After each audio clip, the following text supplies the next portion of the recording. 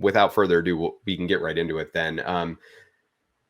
Essentially, there are 21 quarterbacks in the Pro Football Hall of Fame. That includes Peyton Manning going in this year.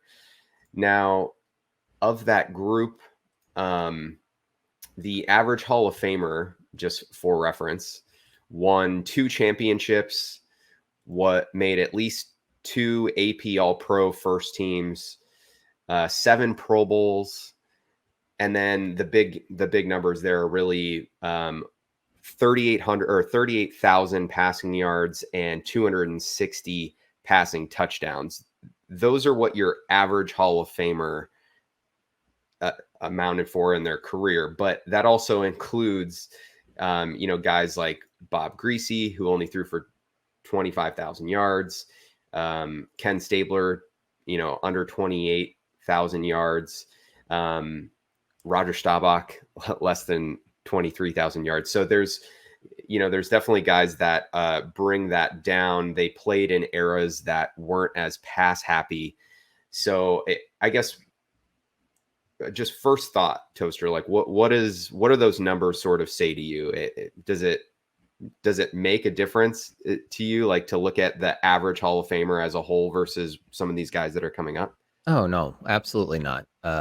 There's changes constantly in this league, and I almost think that we need a cap on the number of quarterbacks that are going in because they're disproportionately valued in today's NFL compared to what they were previously. So if you're only inducting 4 to 8 Hall of Famers a year outside of 2020, which was supposed to be a great 20-person enshrinement ceremony, catch up on some of those historic people that didn't quite fit the bill earlier. We shouldn't be just handing quarterbacks Hall of Fame resumes at this point because they are the most valuable person on the field, but they're not the sole person impacting the wins, the losses, and the stats you can build up without actually being beneficial to your team at this point. Let's get rid of these garbage time stats. I mean, anybody that plays fantasy football knows that the last 5 minutes of the game are fucking fantastic if you pick a shitty QB because they're going to get 2 touchdown passes and still lose the game by 3 touchdowns, right? Yep, for sure. There's a couple things that stand out to me here when like looking at somebody like an Eli Manning and comparing his resume, his raw stats to other Hall of Famers. First of all, 1978 was kind of a big year in the NFL. It's when the league went to a 16-game schedule, which obviously is going to impact total season stats. And it's also when the illegal contact rules were put into place. So the passing, what we know is like the modern passing game in the NFL, that's really like the start of it, at least for me. So, I'm looking at this, and it's exacerbated since then. Oh, yeah, for sure. I mean, we obviously know that how many rule changes there have been made to benefit quarterbacks and benefit passing and offenses just in general. But when I look at this, right, there's 21 quarterbacks that are in the Hall of Fame, but using that 1978 year as sort of a barrier, you look at those guys and you separate out the guys that didn't play the majority of their careers post 1978, and that gets you down to, let's do some quick math here, 11 guys. 3? Okay, 11. Yeah, okay. 11 guys. Peyton Manning, Kurt Warner, Brett Favre, Troy Aikman, Jim Kelly, Steve Young, Warren Moon, John Elway, Dan Marino, Joe Montana, and Dan Fouts. So for my money, those are the guys that we're really looking at if you want to compare raw stats.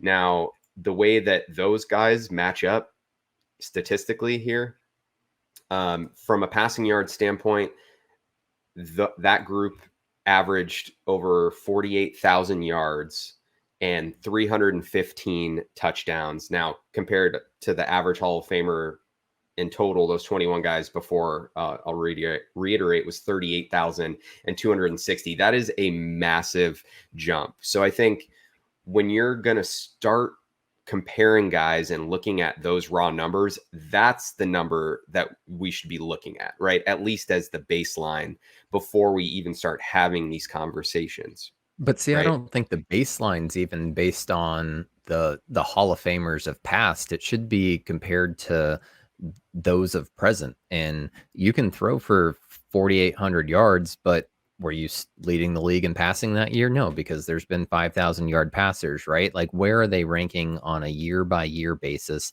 And the other Yeah. thing is, I think that the quarterback position shouldn't value longevity over any of the other positions. They are the safest people on the field, knock on wood. I don't want anyone to get hurt. God bless Carson Wentz, uh, Jared, Matt Stafford's just banging thumbs on helmets right now, right? Like, people still get hurt, but I look at like a Frank Gore longevity where you're still getting 1,000-yard rushing seasons at the age of 36, 37, way differently than I do throwing for 4,000 passing yards at the age of 42, 44. And It's a then shot at Tom Brady. the argument, well, the argument for Tom Brady is, if to the point of the illegal contact rule, the Tuck rule wasn't there. Who says he doesn't have 6 Super Bowls, 5 Super Bowls, 3 Super Bowls? Things blow up. I mean, you look at where the Seahawks were in 2013, and they got to the precipice, and since then they haven't made it back. And that's very possible that could have been Tom Brady's trajectory. He's hanging up his cleats right now. So there's a lot of, I'm not going to call it luck that goes into this, but game flow situations, very minute. I mean, it's a game of inches, is what they always say. And that's why we use a super precise chain link measurement to determine whether or not the offense gets to keep the ball. But I think Gotta love it. you're not comparing that overall passing yard statistic, or at least you're not valuing it versus the competition that year, right? If you're 6th in the league in passing, even though you're racking up numbers better than Dan Fouts, who gives a shit at that point? Yeah, I agree with you there. I mean, I do think that at the end of the day, there is a case to be made for looking at the numbers to some degree, right? Like, they're not entirely meaningless. Maybe as we get into some of these guys, we can sort of have that discussion. But that's kind of, unfortunately, what the Hall of Fame is, right? Like, it's counting stats, right? And we do factor in narratives and things like of that nature. Like Gale Sayers, for instance, had an injury-shortened career. He played in a time where if you blow out your knee, you're pretty much done. Modern medicine now gives guys like Adrian Peterson, a second chance on that. But so, some of it is narrative and this idea that this was the best guy of that era for sure. But I don't think you can completely throw out longevity and these counting stats. I agree with you, but I think it's still a piece of it.